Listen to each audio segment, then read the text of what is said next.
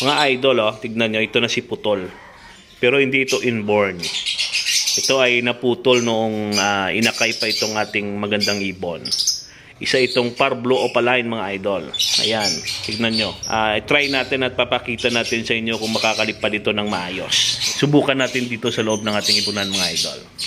Ayan, oh, napakagandang ibon. Ayan, yun, oh, lumipad si Putol, mga idol. Ayan.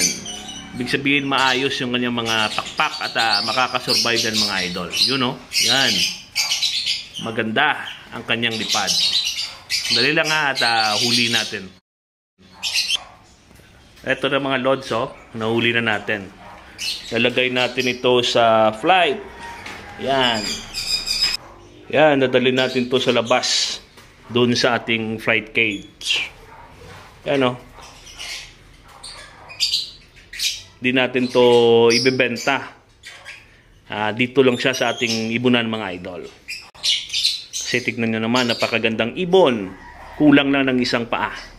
Pero okay lang yan dahil gagawin natin itong palamuti sa ating flight. At yung mga ganitong ibon, mga idol, hindi natin ito pababayaan.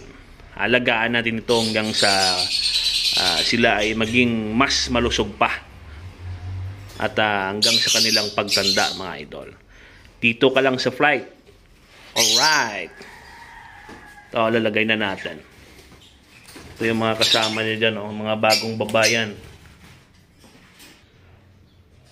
Dito sa aking flight ay naaarawan sila dito sa tuwing umaga, mga idol.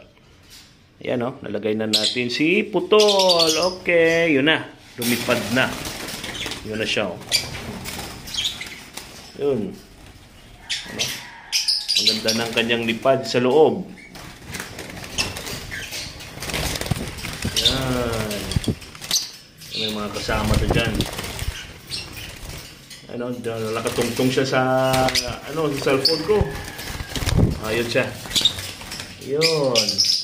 Alright. Bye-bye, Putol. Enjoy ka dyan sa iyong malaking cage. Ito, nakatungtong siya sa ibabaw ng aking phone. Hindi na makita. Ayan siya. Ayan. Okay rin siya mag-perch, mga idol. Alright. Bye-bye!